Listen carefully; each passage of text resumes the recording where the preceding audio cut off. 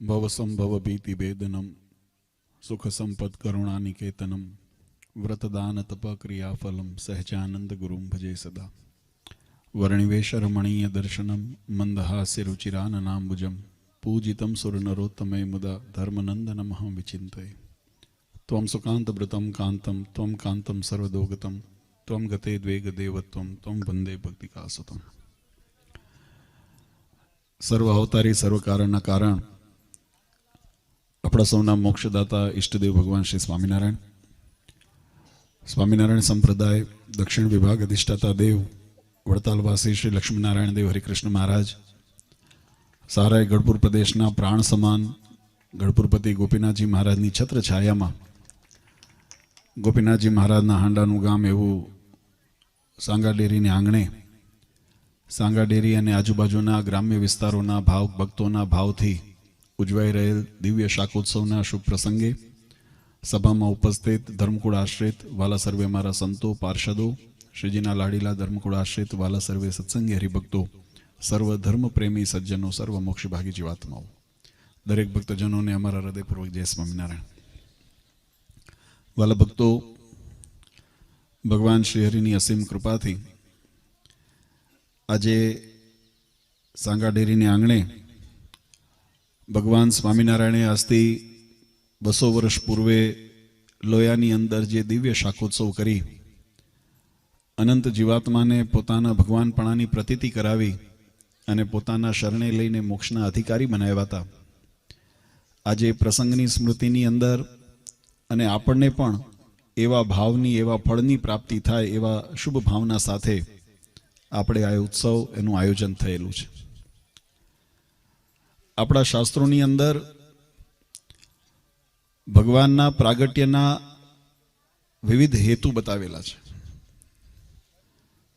ભગવાન કૃષ્ણચંદ્રએ ગીતાજીની અંદર કીધું કે જ્યારે જ્યારે ધર્મની ગ્લાનિ થાય છે, અધર્મનો જ્યારે ઉત્થાન, અધર્મ વધે છે, ત્યારે અધર્મના વિનાશને માટે અને ધર્મના સંસ્થાપનને માટે ભગવાન આ ધરા ઉપર પધારતા હોય છે. ભગવાન સ્વામિનારાયણે પણ વચનામૃતની અંદર આ વાત એવી રીતે સમજાવી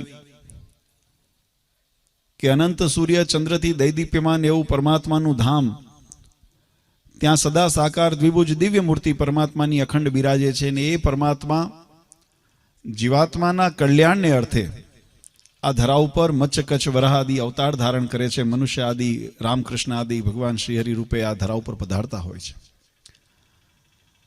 મહારાજે એક વિશેષની અંદર વાત સમજાવી. મહારાજ કે ભક્તોના ભાવ અને કોડને, એના લાડને પૂરા કરવાને માટે પણ ભગવાન આ ધરા ઉપર પધારતા હોય છે. આ જીવાત્મા જેને ભગવાનની ઓળખાણ થઈ છે, ભગવાનનો મહિમા સમજાણો છે,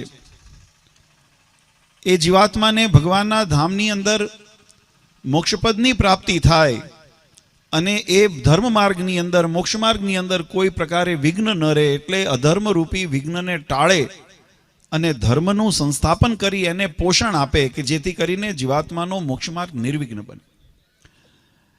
આનો સાર જોઈએ તો એટલો નીકળે કે ભગવાનને આ ધરા ઉપર આવવાનું જો કોઈ કારણ હોય ને તો એ ભગવાનના ભક્તો જ છે, બીજું કોઈ કારણ નથી. કારણ કે ભક્તની ભાવનાને પૂર્ણ કરવાને માટે અને ભક્તોનું રક્ષણ, પોષણ અને કલ્યાણ કરવાને માટે પરમાત્મા ધરા ઉપર આવે છે. આ જીવાત્માની ગતિ એના કર્મને આધીન છે. જીવાત્મા જેવા કર્મ કરે એવી યોનિને પામે, એવા જન્મને પામે, એવા દેહને પામીને એવું પાછું ભાગ્ય ભોગવે, એવું પ્રારબ્ધ ભોગવે. પણ પરમાત્મા અને ભગવાનના એકાંતિક સંતો, ભક્તો, મુક્તો જ્યારે આ ધરા ઉપર આવતા હોય ત્યારે એનો ઉદ્દેશ એ જીવાત્માનું કલ્યાણ કેમ થાય, જીવાત્માનું હિત કેમ થાય, જીવાત્માની ઉર્ધ્વ ગતિ કેમ થાય, એ એની પાછળનો હેતુ રહેલો છે. અને એવા જ હેતુથી જેમ ભગવાન કૃષ્ણે ગીતાજીની અંદર કીધું, સંભવામી યુગે યુગે, દરેક યુગની અંદર પરમાત્માના અવતારો થયા છે.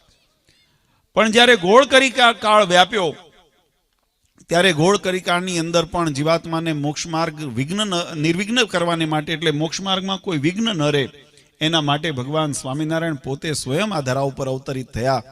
અને ઉપાસના, ભક્તિને, ધર્મના માર્ગને પોષણ મળે એટલા માટે મહારાજે આ સંપ્રદાયના માધ્યમથી મોક્ષનો રાજમાર્ગ ખોલ્યો, ધોરીમાર્ગ ખોલ્યો. મહારાજ કે આ માર્ગ ઉપર જે જીવાત્મા ચાલે, આ માર્ગની અંદર એ નિર્વિઘ્નપણે એનો માર્ગ નિષ્કંટક બનાવ્યો, નિર્વિઘ્ન બનાવ્યો, અને જીવાત્માને અક્ષરધામ સુધી કોઈ પણ આ પ્રાપ્તિ કોણે થાય? જે નિરંતર આ માર્ગને પકડી રાખે. આ વાત બહુ સમજવા જેવી છે. સંતોએ ખૂબ સુંદર ઉપદેશની વાતો અહીંયા સમજાવી. પુરુષોત્તમ પ્રકાશના માધ્યમથી સંતોએ આપણને જે કથા વાર્તાનો લાભ આપ્યો. આજે મોટાભાગે મહદઅંશે જીવાત્માનો સ્વભાવ કેવો છે? તો જીવાત્મા પોતે પોતાનું ધાર્યું કરવા ટેવાયેલો છે. પણ એ ધાર્યું કરવાની અંદર મહારાજે વચનામૃતની અંદર આ વાતની નોંધ લીધી. મહારાજ કે આ પૂર્વે પણ જીવાત્માને અનેક વખત આવી અવસરો મળી છે. એવું ન માનશો કે આજે જ આપણને આ તક મળી છે. આ તક મળી આપણા ભાગ્ય છે.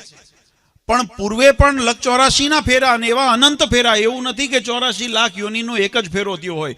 જીવાત્મા અનંત જન્મ જન્માંતરથી આ કાળચક્રની અંદર પીસાય છે.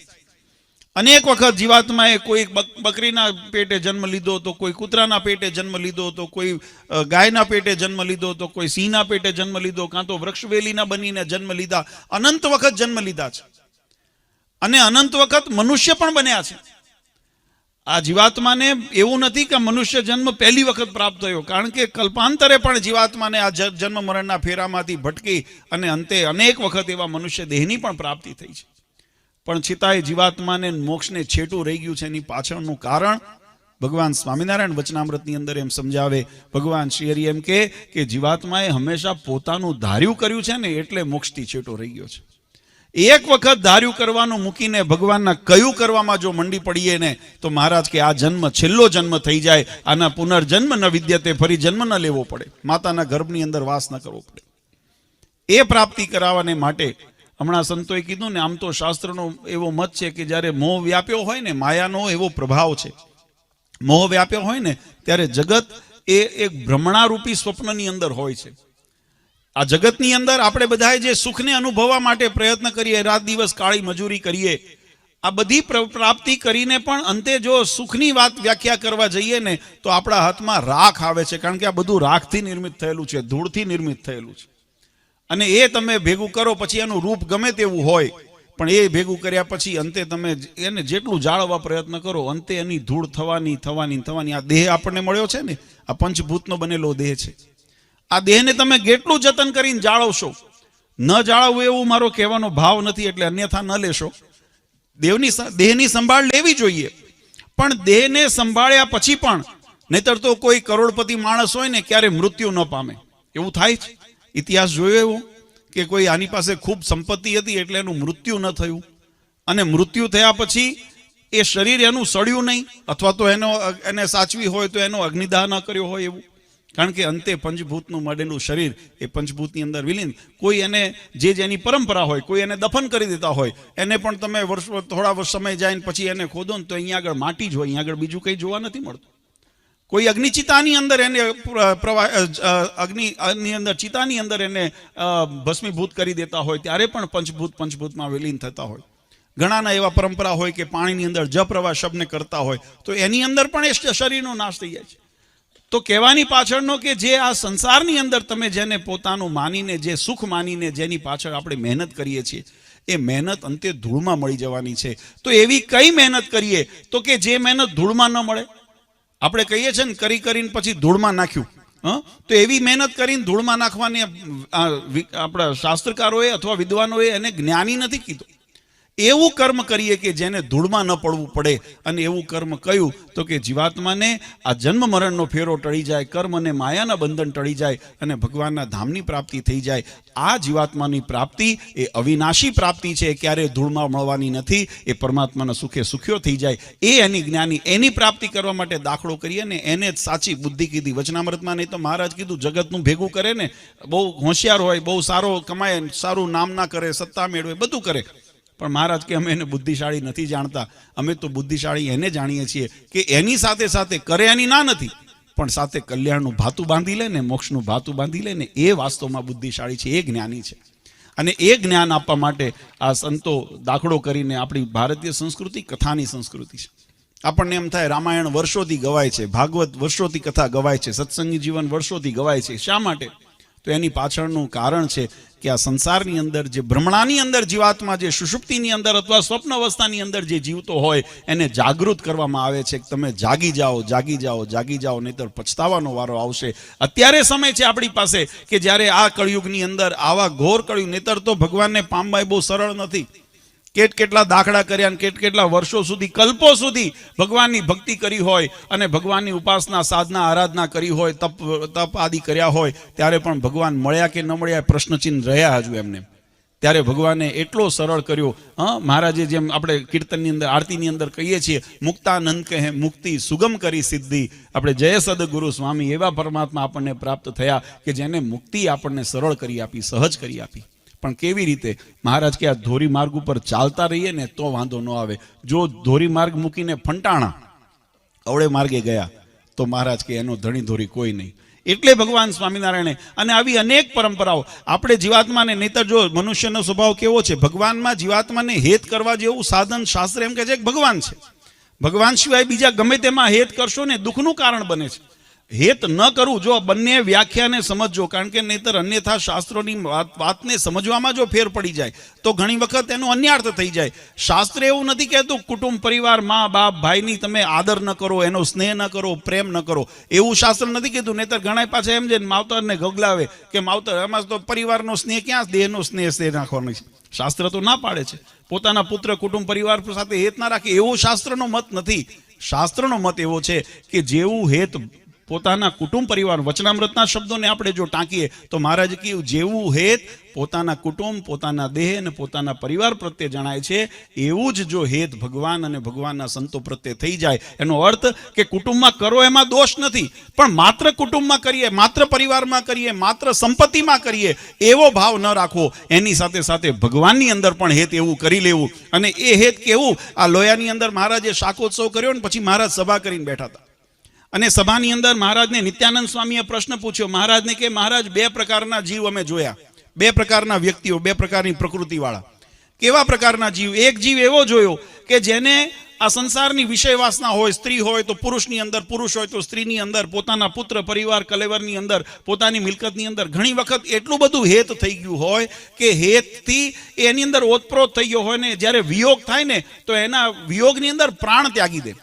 આપણે જોયું હશે ઘણાને સ્નેહ, મિત્રતામાં એવો સ્નેહ જોયું હોય, પરિવારની અંદર એવો સ્નેહ જોયું હોય, કોઈના મૃત્યુના સમાચાર, કોઈના મરણના સમાચાર સાંભળે ને તો આઘાત લાગે, હાર્ટફેલ થઈ જતું હોય છે. જોયું છે ને, આવું સાંભળ્યું છે ને?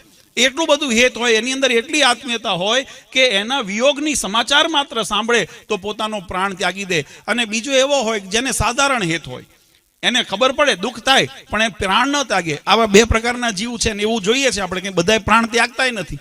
આપણે સંસારમાં બધા જ અનુભવ કરીએ છીએ. તો મહારાજને નિત્યાનંદ સ્વામીએ પ્રશ્ન પૂછ્યો કે એક એવો પ્રકૃતિનો જીવ છે કે જેને અનહદ હેત થાય અને એના વિયોગની અંદર પ્રાણ ત્યાગી દે, અને એક એવો છે જેને સાધારણ હેત થયું હોય તો એને દુઃખ થાય પણ એના પ્રાણ ત્યાગે, એટલું બધું એને હેત ન હોય, એટલી અંદર આત્મીયતા ન હોય. આ બે પ્રકારના જીવ હોય. હવે એ બે પ્રકારના જીવને જ્યારે ભગવાનનો સત્સંગનો યોગ થાય ત્યારે એનો સ્વભાવ કેવો છે? અતિ હેત કરવા વાળો છે. તો અતિ હેત કરવા વાળો હોય તો એ ભગવાનમાં પણ અતિ હેત કરે ને ભગવાનનો વિયોગના, જેમ જ્યારે ગોપિકાઓને જ્યારે ભગવાન કૃષ્ણચંદ્ર જ્યારે મથુરા, ગોકુળ છોડીને મથુરા જવા રવાના થયા ને, આ સમાચાર, આ દ્રશ્ય જોયું, ગોપિકાઓ તો રોકવા ગઈ હતી અને એમ થયું કે આપણે ભગવાન કૃષ્ણને નથી જવા દેવા, ગમે તે ભોગે થાય. લોકલાજ મૂકી દીધી, પરિવારની મર્યાદા મૂકી દીધી અને ગોપિકાઓ જઈને સામે જઈને ઊભી રહી. પણ ભગવાનને જ્યારે જવાની ઈચ્છા જોઈ પછી કંઈ બોલ્યો નહીં. એની પ્રેમ લક્ષણા ભક્તિ મહારાજે બિરદાવી. પણ જેમ ગોપિકાઓ એ જતા જોયા ને ભગવાનને, એ દ્રશ્ય જોઈને મૂર્છા આવી ગઈ, બધા બેભાન થઈ ગયા, એની અંદર પ્રાણ નીકળું થઈ ગયા. ભગવાન સ્વામિનારાયણે પણ આ ધરા ઉપર જ્યારે મનુષ્ય લીલા સંકેલવાનો સંકલ્પ કર્યો ને, ગઢપુરની અંદર અક્ષરરોડીની અંદર મહારાજે સભા કરી છે આગલે દિવસે. અને એ સભાની અંદર મહારાજે પોતાના સંકલ્પને પ્રગટ કર્યો છે. મહારાજ કે અમે આ ધરા ઉપર જે હેતુ માટે આવ્યા હતા, ધર્મનું રક્ષણ કરવાને માટે, અંતઃશત્રુ આદિનો નાશ થાય, જીવાત્મા મોક્ષને ભક્તિના ઉપાસનાના માર્ગ ઉપર અગ્રેસર થાય, એના માટે અમે જે કરવા માટે આવ્યા હતા એ કાર્ય અમે કરી ચૂક્યા છે. અને અમે એનું અવિરતપણે એ કાર્ય યાવતચંદ્ર દિવાકરો શરૂ રહે એના માટે અમે વ્યવસ્થા પણ કરી છે. ઉત્તર વ્યવસ્થાની અંદર મહારાજે મંદિરો નિર્માણ કરાવ્યા, પોતાના સ્વરૂપો પધરાવ્યા. મહારાજ કે અમે આ મૂર્તિની અંદર રહીને સત્સંગનું સુખ આપશું. મહારાજે શિક્ષાપત્રી આદિ શાસ્ત્રો રચ્યા અને રચાવ્યા. અને મહારાજ કીધું અમે શાસ્ત્રરૂપી થઈને અમારા ઉપદેશો આપશું. અને મહારાજે ગુરુ પરંપરા, આચાર્ય પરંપરાની સ્થાપના કરી. અને મહારાજ કીધું જેમ અમારા શરણે જીવાત્મા આવતો તો અમે એને વર્તમાન ધરાવી અને અમારા શરણે લેતા હતા, એમ એમ અમારા પ્રતિનિધિ રૂપે આ બે આચાર્યોની અમે સ્થાપના કરી છે. જે જીવાત્મા એના શરણે આવશે, એમના દ્વારા મંત્ર દીક્ષા પ્રાપ્ત કરશે, એ અમારો આશ્રિત થશે અને એના દ્વારા અમે અનેકના કલ્યાણ કરશું. આવી મહારાજ કે અમે વ્યવસ્થા પણ કરી છે. પણ મહારાજ કે હવે અમારે આ સંસારમાંથી વિદાય લેવાનો સંકલ્પ છે, કારણ કે પ્રકૃતિનો ધર્મ છે કે આ સંસારમાં જે આવે છે એને એક વખત સંસારમાંથી વિદાય લેવી પડે, અને અમે ધર્મના રક્ષણને માટે આવ્યા છીએ તો ધર્મનું પાલન અમે પણ કરીએ. મહારાજે સંકલ્પ કર્યો ને એ સંતો અને હરિભક્તોની સભાની અંદર બધાને મૂર્છા આવી ગઈ છે, એવું આપણા શાસ્ત્રોની અંદર લખ્યું છે. એ વિયોગ સહન ન કરે આવો હેત થાય. કેમ? કારણ કે પ્રકૃતિ સ્વભાવ એવો હતો કે ભગવાનની અંદર એવો જેમ મનુષ્યને વિષયની અંદર હેત થાય એવો ભગવાનમાં થાય. પછી નિત્યાનંદ સ્વામી, આપણે મૂળ વાત ઉપર આવીએ. મહારાજ નિત્યાનંદ સ્વામી મહારાજને પૂછ્યું આ બે પ્રકારના જીવ છે. ત્યારે મહારાજે કીધું જીવ તો એક જ પ્રકારનો છે, જીવમાં બે પ્રકાર નથી. પણ જીવ જેવા વેગથી એ વિષયની અંદર પ્રવેશે છે એવા એ વેગથી, કારણ કે જીવાત્મા જેવા વેગથી, તમને એક દ્રષ્ટાંત આપું, આ લાકડાનો થાંભલો હોય અને તમે એના ઉપર તીર ચલાવો તો તીરની જેટલી તીક્ષ્ણતા હોય, એની જેટલી ધાર હોય ને એટલા વેગથી અંદર પ્રવેશે. એની અંદર બે કામ થાય, એક તો એની તીક્ષ્ણતા અને બીજું ફોર્સ. આ ફિઝિક્સ છે, આપણે વિજ્ઞાન છે, આ વિજ્ઞાનની અંદર ભણવામાં આવ્યું હશે. એની અંદર આ વસ્તુ કે જેટલા બે વસ્તુ અસર કરે, એક એની તીક્ષ્ણતા અને બીજું એની પાછળ રહેલી તાકાત, એનું જે ફોર્સ છે, આ બે જેટલા વેગથી અંદર પ્રવેશે ને એટલા વેગથી અંદર ઊંડું જાય. તમે જો બુઠ્ઠી છરી લઈને તમે અંદર નાખવા જાઓ ને તો એ પાછી પડે, પણ જો ધારદાર હોય ને તો અંદર જતી રહે, પછી જેટલી તાકાત લગાડી હોય.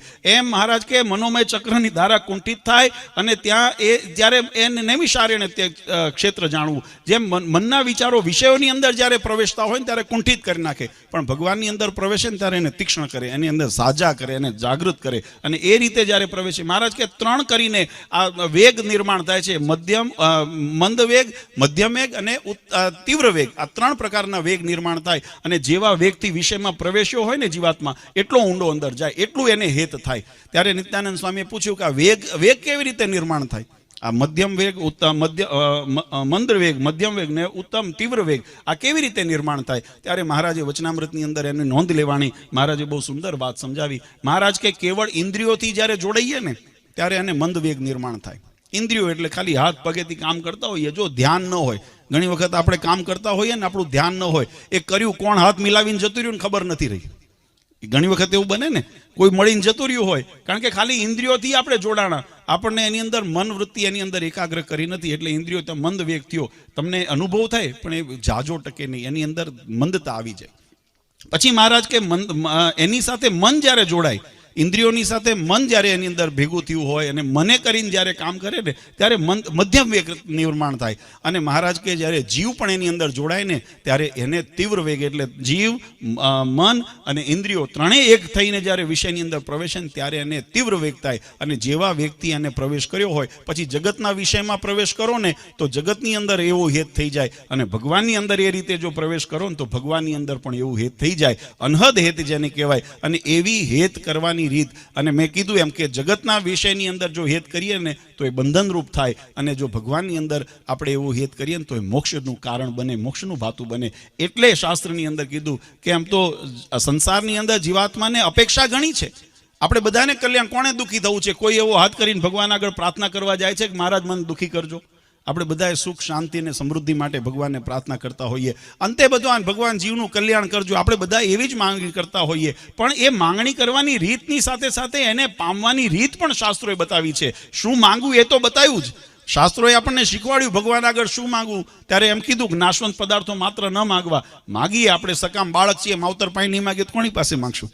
આપણા માવતર ભગવાન છે, એટલે ભગવાનની આગળ મગાય એમાં દોષ નથી. પણ માત્ર જગતના સંસારના સુખને, સંસારના વૈભવને માગીએ એના કરતાં ભગવાનને કહેવું મહારાજ અમારા ઉપર રાજી રહેજો, જીવનું કલ્યાણ થાય એવું કરજો, એ માગીએ ને એ આપણી સાચી સમજણ છે. એટલે કે યા નિશા સર્વભૂતાની તસ્યામ જાગૃતિ. જ્યાં જગત આખું મોહ માયાની નિદ્રાની અંદર માત્ર માયાની પ્રાપ્તિ માટે અળખા મારતું હોય ને ત્યારે ભગવાનનો ભક્ત હોય ને એ પોતાના કલ્યાણનું સાધન કરીને, એટલે આ સંતો આયોજનો કરી, આ કથા વાર્તાના માધ્યમે કરીને, ઉત્સવોના માધ્યમે જીવાત્માને જગાડવાનું કામ કરે છે, જાગૃત કરવાનું કામ કરે છે.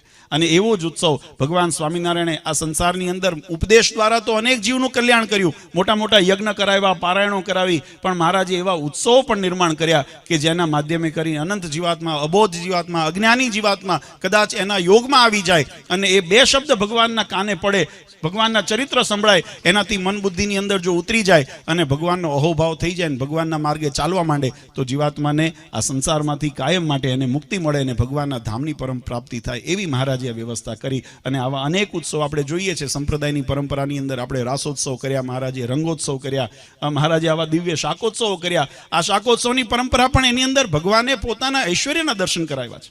આ ભગવાને માત્ર જમાડવા હારું નથી, આ પેટનો ખાડો પૂરવા હારું નથી આ માત્ર ઉત્સવ.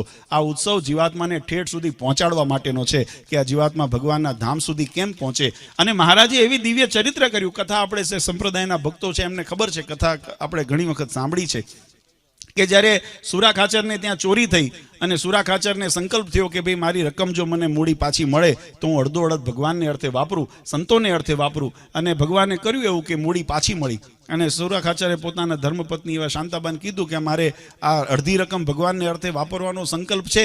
ત્યારે શાંતાબા જ્ઞાની હતા. એમને કીધું કે બાપુ આ જો ચોર લોકોએ પટારો તોડ્યો હોત તો શું અડધી રકમ તમારા માટે મૂકતા જાત? તો કે ના, એ કેમ બને, એ તો બધી લઈ ગયા હોત. તો કે આપણે માનજો કે આપણા પ્રારબ્ધનું તો બધું ગયું હતું, આ તો ભગવાનની કૃપાથી પાછું આવ્યું છે ને માટે બધું ભગવાનને અર્થે વાપરવું છે. અને એ રીતે આ શાકોત્સવનું નિર્માણ લોયાની અંદર મહારાજ કર્યું. પણ આ દિવ્યતા મહારાજે કેમ આ શાકોત્સવની આપણે પરંપરાથી ઉજવીએ છીએ? કારણ કે મહારાજે આમાં ઐશ્વર્યના દર્શન કરાવ્યા. કેવી રીતે? જેમ ભગવાને ગોવર્ધન તોલ્યો ને, ભગવાન હતા તો મનુષ્યાકૃતિ. કૃષ્ણ પરમાત્મા ગોવાળિયા જેવા, ઘણા જે ન ઓળખી શક્યા એને તો એમ જ લાગતું હતું કે આ ગોવાળિયા છે, અનેક ગોવાળિયા, પણ એની અંદર પરબ્રહ્મ પુરુષોત્તમ નારાયણ હતો. જ્યારે ગોવર્ધન તોલ્યો ને ત્યારે ખબર પડી કે આની શક્તિ, આની સામર્થ્ય શું છે, આનું ઐશ્વર્ય શું છે. એમ મહારાજ જ્યારે આ શાકોત્સવ જ્યારે કર્યા ને મહારાજે રસોઈયાનો વેશ લીધો. મહારાજ હાથે પોતે વઘાર કરવા તૈયાર થયા. અને એમ પ્રેમાનંદ સ્વામીએ કીર્તનમાં લખ્યું 12 મણ એકાક્ષરી છે વઘારમાં. મહારાજે 12 મણ ઘીનો વઘાર કર્યો. એની અંદર હળદર, મસાલો, મરચું વગેરે, ધાણા જીરું વગેરે, રહી જીરું બધું એની અંદર મહારાજ મસાલો નાખે. અને પછી મહારાજ મનુષ્ય ચરિત્ર કરે એટલે પછી એ હળદરવાળા હાથ છે ને હમણાં અહીંયા પછી પોતાના ધોતીએ લુએ. પ્રેમાનંદ સ્વામીએ આ વાતની નોંધ લખી આ પ્રસંગને કે વળી વખાણું શાકોત્સવ લીલા કરી, નૈણે નિરખ્યા સુંદર કરતા શાકજો. મહારાજના દર્શન કર્યા. એમાં લખ્યું હલ્દી વાલા હાથ લુવે નિજ ધોતીએ, પીળે પટ શોભે પરિબ્રહ્મજો. ભગવાન પરબ્રહ્મ પુરુષોત્તમ નારાયણ જેને પીળું પીતાંબર પહેરીને ઊભા હોય એવા દર્શન થાય. પણ આ દર્શન કોણે થાય? જેને ભગવાનની ઓળખાણ થઈ હોય ને, જેને પ્રતીતિ હોય, જેને દિવ્ય ભાવ હોય ને એને આ દર્શન થાય. બાકી સામાન્ય પામર જીવાત્માને ન થાય. બન્યું એવું કે મહારાજ જ્યારે આ લીલા કરતા ત્યારે ચરોતરથી કાશીદાસ, કાનદાસ વગેરે પાટીદાર ભક્તો ભગવાનના દર્શને આવેલા. અને દર્શને આવ્યા ને ભગવાનને આ ચરિત્ર કરતા જોયા. એની અંદર અભાવ આવી ગયો કે આમાં કોઈ વિવેકી માણસ હોય ને તો કોઈ રૂમાલ રાખે, કટકો રાખે, પદૈયું રાખે, કંઈ ગાભો રાખે કે જેની અંદર હાથ લુવે. આ પોતાના ધોતી ઉપર લુવે છે. આને વિવેક નથી, આને ભગવાન કેમ માનવા? અને એમ કરીને પાછા જતા હતા. મહારાજે પોતાની સાથે સંતો હતા એમને પૂછ્યું કે કોઈ તરસ્યો હોય અને કૂવા કાંઠે આવે ને તરસ્યો પાછો જાય તેને કેવો ગણવો? તો સંતોએ કીધું મહારાજ તો અભાગ્યો કહેવાય કે આટલી યાત્રા કરીને, પરિશ્રમ કરીને કૂવા કે નદી કાંઠે આવ્યો હોય અને તરસ્યો પાછો જાય. તો મહારાજ કે જો ઓલા ભક્તો અમારા દર્શન માટે છે ચરોતરથી યાત્રા કરીને આવ્યા છે પણ અમને મળ્યા વગર પાછા જાય છે. એટલે પ્રેમાનંદ સ્વામી મહારાજની આમું ઘડીક જોઈને મહારાજને ઠપકો આપ્યો મીઠો. મહારાજ કે મહારાજ અમે એમનો વાંક નથી, આ વાંક તમારો છે. મહારાજ કે અમારો શું વાંક છે? અમે તો તમારા માટે આ શાક બનાવીએ છીએ, તમને પ્રસાદ પડશે, અમે તમને લાડ લડાવીએ છીએ, અમારો શું વાંક? ત્યારે પ્રેમાનંદ સ્વામી મહારાજને કીધું મહારાજ અમે જ્યારે કથાની અંદર વર્ણન કરતા હોઈએ ને, આ તમારી ઓળખાણ કરાવી હોય ને ત્યારે આપણે એમ ન કહીએ કે આ ચડ્ડી પહેરીને ફરતા હતા એ છે. આપણે કહીએ આપણે છોકરાઓને જ્યારે લગ્ન વ્યવિશાળ કરતા હોય ને ગૃહસ્થાશ્રમમાં ખબર હોય. હમણાં મેં 2-3 મારે ભાગમાં આવ્યા એટલે મને ખબર છે. આપણે કરતા હોઈએ ત્યારે એની અંદર એવું ન આવે. આપણે એવું કહીએ કે આ શેડાળો ફરતો તો એ છે. આપણે કહીએ ડૉક્ટર છે, એન્જિનિયર છે, જે ગુણ હોય જ કહીએ ને. આપણે શું કહીએ? છોકરાના દીકરાના વિવાહ નક્કી કરવા જતા હોય શું કહીએ આપણે? એના કુટેવોના વખાણ ન કરીએ, એના અવળઈના વખાણ ન કરીએ. આપણે કહીએ ભણેલો છે, ગણેલો છે, નોકરી કરે છે, કમાય છે, આટલું કમાય. આપણે એવું બધું કહીએ ને એના ગુણ. એમ ભગવાન મહારાજને સંતો કે મહારાજ અમે જ્યારે કથા કરતા હોઈએ ને ત્યારે તમારા ઐશ્વર્યના ગુણ ગાતા હોઈએ. ભગવાન કેવા અંતર્યામી છે, ભગવાનના કેવા ગુણો છે, ભગવાનનો કેવો પ્રતાપ છે, કેવું ઐશ્વર્ય છે, અમે આવું વર્ણન કરતા હોઈએ. ભગવાનને સ્વરૂપનું વર્ણન કરીએ તો મહારાજે હાથમાં મોરલી ધારણ કરી છે, માથે મોર મુકટ ધારણ કર્યો છે, કામળી ધારણ કરી છે. અમે આવું વર્ણન કરતા હોઈએ. 3 છોડાળી પાક ધારણ કરી છે, કમરમાં કટિબદ્ધ બાંધેલો છે, મહારાજના બાજુબંધ બાંધેલા છે, વેડ વીટીઓ ધારણ કરી છે. અમે આવું બધું વર્ણન કરતા હોઈએ. તાબેથો લઈને ઊભા હોય એવું વર્ણન અમે ક્યારેય કર્યું નથી. હવે આ પામર જીવાત્માને કેમ ખબર પડે કે આ તાબેથો લીધેલા એ જ ભગવાન છે? અમે એક વખત વડતાલની અંદર એક પ્રસંગ હતો. અને આવું બનતું ઘણી વખત, મહારાજના વખતમાં આવું બનતું. અમે પ્રસંગ હતો અને અમે બધી વ્યવસ્થા જોવા માટે, તો હું તો તમે બધાને જે વડતાલ આવ્યા હશે એમને ખબર છે, ઘરમાં અમે તો બહુ સાદગીથી, બહુ મોટા અમારે નથી હોતી, અમારે મહારાજે બતાવ્યું. મને અમે નાના હતા ને ત્યારે વડતાલ નાના બાળલાલજી કરતા નાના, ત્યારે નરેન્દ્ર પ્રસાદજી મહારાજ આંગળી પકડીને અમને દર્શન કરવા જ્યારે લઈ જાય ને, ત્યારે ત્યાં હરિમંડપ જે છે ને અહીંયા ઓરડી બતાવતા ને કે જો આ આપણા દાદા અહીંયા રહેતા, એ નાની એવી વડતાલ કાર્યણી આવીએ ને તો અક્ષરોડીમાં લઈ જાય ને કે જો આપણા માટીના ગારાના મકાનમાં રહેતા, અને અહીંયા ગઢપુર આવીએ ને ત્યારે અક્ષરોડીમાં જઈને કહેતા કે જો આ આપણી આ મૂળ અહીંયા સ્થિતિ, આટલા મહારાજ રહેતા હતા. અનંત કોટી બ્રહ્માંડનો નાથ જ્યારે આવો સરળ થઈને રહેતો હોય તો અમારે શા માટે મોટપ? તો અમે પેલો લેંગો સદરો પહેરીને ગયા હોય ને તો ઘણા આવે ને પૂછે કે લાલજી મહારાજને મળવું છે, એટલે હું કહું હું લાલજી મહારાજ, તો કે ના હોય જ નહીં, માને જ નહીં. કહેવાય કેમ કેને સમજાવું કે ભાઈ, એટલે અજાણ્યા વ્યક્તિ હોય, એમ ભગવાનને ન ઓળખતા હોય એને મનમાં થાય કે આને ભગવાન કેમ માનવા. પ્રેમાનંદ સ્વામીએ મહારાજને વિનંતી કરી, સખા ભક્ત હતા ને એટલે એમને હક હતો ભગવાન સાથે મીઠો ઠપકો કરવાનો. એટલે મહારાજને કે મહારાજ વાંક તમારો છે, અમે તમારું આવું દિવ્ય વર્ણન કરતા હોઈએ, તમે તાબેથો લઈને અહીંયા ઊભા છો, અને તાબેથો લઈને ઊભા છો એટલું જ નહીં, તમે આ તમારું ધોતિયું જો અમે હવારે પહેરાવ્યું ને ત્યારે ધોળું હતું, અત્યારે તમે એને પીળું કરી નાખ્યું. આ પીળું ધોતિયું જોઈને બીજા મહામુનિ, અમે લખ્યું અક્ષર પર પુરુષોત્તમજીએ નવરૂપ ધર્યું, એકાંતિક મહામુનિ સમજે મર્મ જો. મહારાજ કે આ મર્મ કોણ સમજે? ભગવાન પુરુષોત્તમ નારાયણ, અનંત કોટી બ્રહ્માંડના અધિપતિ, અક્ષરનાથી અતીત એવા જે પુરુષોત્તમ નારાયણ, અક્ષરના પણ ધણી એવા પુરુષોત્તમ નારાયણ, એને આજે નવું માનવ રૂપની અંદર આજે નવો વેશ મહારાજે ધારણ કર્યો. પણ આ નવું રૂપ સમજે કોણ? તો કે એકાંતિક મહામુનિ સમજે મર્મ જો. જેને ભગવાનનો પ્રતીતિ હોય, મહિમા હોય ને એને આ રૂપ સમજાય. એને એમ દેખાય કે પીળું પિતાંબર પહેરીને ભગવાન ઊભા છે. બાકી સામાન્ય જીવને તો એમ જ થાય ને, ધોતિયાને ડાઘ કર્યો, એને એમ જ થાય. એટલે મહારાજને પ્રેમાનંદ સ્વામીએ ટપકો આપ્યો કે તમે આ તમારા આવા ચરિત્ર કરીને, અમે કેટલી મહેનત કરીને માંડ જીવને લાવતા હોઈએ, તમે આવા ચરિત્ર કરીને એને પાછો બગાડી દો તો અમારા મહેનતનું ફળ નહીં, અને તમે આ ધરા ઉપર જે હેતુ લઈને આવ્યા છો, અનંત જીવાત્માનું કલ્યાણ કરવું, કેમ કરશો? અનંત જીવાત્માનું કલ્યાણ કેમ કરશો? જો આ રીતે તમારા મનુષ્ય ચરિત્ર જોઈને લોકો અભાવ લઈને જતા રહેશે તો તમારા શરણે કેમ આવશે? એના ઉપર કંઈક દયા કરો. અને મહારાજે પછી દયા કરીને કાશીદાસ, કાનદાસ વગેરે પાટીદાર ભક્તોને કીધું કે તમે જે જોવા આવ્યા છો ને જોઈને જાઓ. અને ભક્તોએ પાછું વળીને જોયું ને તો ભગવાને ચતુર્ભુજ સ્વરૂપે દર્શન દીધા, પોતાના ભગવાન પણ એની પ્રતીતિ કરાવી. આ કહેવાની પાછળનો કે કેવળ ઇન્દ્રિયોથી ભગવાનને પામવા આપણે જો પ્રયત્ન કરીએ ને, જો કેવળ સ્થૂળ ભાવથી ભગવાનને પામવા માટે મહેનત કરશું ને તો આપણને સ્થૂળ ભાવ જેવું જ રહેશે, માયિક ભાવ જેવું જ રહેશે. પણ જ્યારે એની અંદર અંતઃકરણને, જીવને એની અંદર પોરવી દેશો ને, તીવ્ર વેગ નિર્માણ કરશો ને પછી ભગવાનની હોહરા ઉતરવા પ્રયત્ન કરશો ને, આ કથા વાર્તાનું શ્રવણ માત્ર ઇન્દ્રિયો કરીને સાંભળશો ને તો જીવમાં નહીં ઉતરે. ઇન્દ્રિયોની સાથે મન જોડાય ને મનની સાથે જીવ જ્યારે જોડાય ત્યારે આ શબ્દો જીવનની અંદર ઉતરે. આપણે જેને જોડ્યા છે ને એના અંદર જીવમાં ભગવાન બસી ગયા છે. અને જે હજુ ફાંફા મારે છે કારણ કે એને ખાલી ઇન્દ્રિયોથી ઉપર છલ્લું બાહ્ય દેખાવ કરે છે, આડંબર કરે છે, બાકી ભગવાનની અંદર મહિમા નથી સમજાણો, એટલે જગતમાં ભટકે છે. અને જાજા એવા રહેવાના કળિયુગની અંદર, નહીતર તો મોક્ષ એવું આપણે ટકેશેર ભાજીને ટકેશેર ખાજા નથી. અંધેરી નગરી ગંડુ રાજા, મહારાજે સરળ કર્યું એનો મતલબ એ નથી કે હાલતા ચાલતા ગમે તેવાને લઈ જશે. મહારાજે એની સ્પષ્ટતા કરી કે અમે અણિશુદ્ધ તમને કરીને, મહારાજ સભામાં બેઠા હતા ને, ચોખા હરિભક્તો લઈને આવ્યા. મહારાજે ચોખાનો દાણો હાથમાં લીધો ને કીધું આ શું છે? હરિભક્તોએ કીધું મહારાજ ચોખો છે. મહારાજ કે ફરી પૂછ્યું આ શું છે? ત્યારે ભક્તોએ કીધું, સંતોએ કીધું મહારાજ ચોખો છે. ત્રીજી વખત મહારાજે પૂછ્યું ત્યારે સંતો ભક્તોએ કીધું મહારાજ અમને તો ચોખો દેખાય છે, હવે તમને જે કહો એ, તમે ધણી છો, તમે જે કહો એ. ત્યારે મહારાજે કીધું આને અણિશુદ્ધ ચોખો કહેવાય. એના બે અણીઓ સાબુત હોય, એની ઉપર એક ડાઘ ન હોય, એની અંદર સુરસ સગંધ આવતી હોય, એવો શુદ્ધ જ્યારે ચોખ્ખો થાય ત્યારે એને ચોખ્ખો કહેવાય. બાકી તો કણકીના ખીચડીનો ભાત કહેવાય, ચોખ્ખો ન કહેવાય.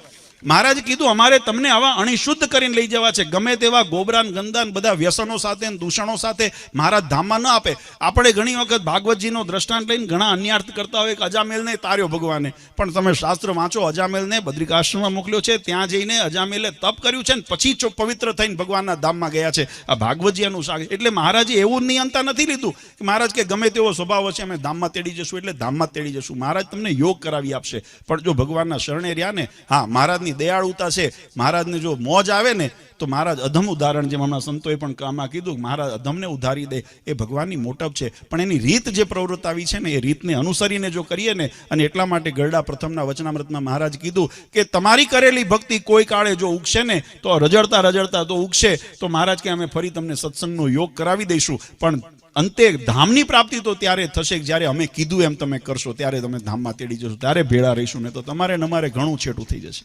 આ મહારાજે આપણને મોક્ષની રીત સમજાવી. અને એ વાતને યાદ કરવા માટે આ ઉત્સવ સમય નિમિત્ત બનતા હોય, એ ભગવાનની દિવ્યતાને યાદ કરવા માટે આપણે આ પ્રસંગનું નિર્માણ કરીએ. આમ તો ઘણા બધા ભક્તોની એવી ઈચ્છા હોય કે અમારા ગામમાં પણ આવો ઉત્સવ થાય, પણ તમે બધા જાણો છો આપણો સત્સંગ બહુ વધારે વિસ્તારમાં પ્રસરેલો છે.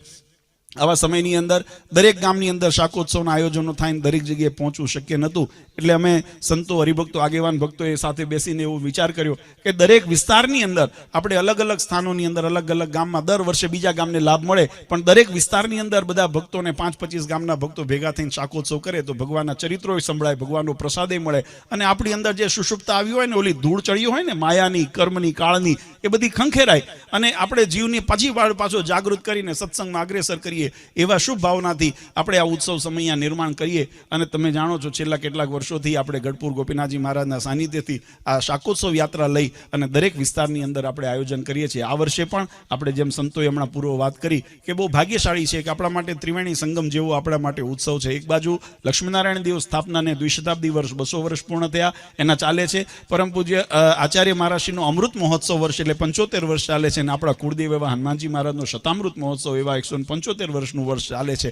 આવા ત્રિવેણી સંગમની સાથે સાથે આપણા સમસ્ત સનાતન ધર્મ માટે ગૌરવની વાત એ આ પ્રભુ ભગવાન રાઘવ શ્રી રામને આપણે આ વર્ષે અયોધ્યાની અંદર, જન્મભૂમિની અંદર, નૂતન મંદિરની અંદર પ્રસ્થાપિત થવા જઈ રહ્યા છીએ. ત્યારે આવા સુબક સમન્વયની અંદર આપણે આ શાકોત્સવનું દિવ્ય આયોજન થયું અને બધા ભક્તોએ લાભ લીધો. સાંગાડેરીના ભક્તો ખરેખર ભાગ્યશાળી છે કે એમને આવું સુંદર બીડું ઝડપ્યું, અને આજુબાજુના ભક્તોને પણ આમાં સુંદર લાભ મળ્યો. એટલે ભગવાનને પ્રાર્થના કરીએ કે આ સત્સંગ સમાજ ઉપર ગોપીનાથજી મહારાજ, હરિકૃષ્ણ મહારાજ કાયમ પોતાની કૃપા વરસાવતા રહે અને દરેકને સુખ્યા રાખે. દરેકના જીવનની અંદર ભગવાન દરેક રીતે સુખ્યા કરે, ધન, ધાન્ય, પશુ, પુત્ર, લાભ બધાની પ્રાપ્તિ થાય, પણ સાથે સાથે ભગવાનનું શરણું કાયમ રહે, એ રાજીપો ભગવાનનો આપણને પ્રાપ્ત થાય, એ મહત્વની સાથે આપણે સત્સંગની અંદર અગ્રેસર રહીએ અને આવા ઉત્સવ થતા રહે એવી ભગવાન હરિકૃષ્ણ મહારાજ, ગોપીનાથજી મહારાજના ચરણારવિંદમાં પ્રાર્થના કરી. વધારે સમય ન લેતા અંતમાં પરમ પૂજ્ય સનાતન ધર્મધુરંદર આચાર્ય શ્રી અજેન્દ્ર પ્રસાદજી મહારાજ શ્રી, અશોક ગાદીવાળા પૂજ્ય માતુશ્રી અને અમારા સમસ્ત ધર્મકુળ પરિવાર વતી આપ સૌને અંતરના આશીર્વાદ આપી મારી વાણીને વિરામ આપું. સહેજાન સ્વામી મહારાજ.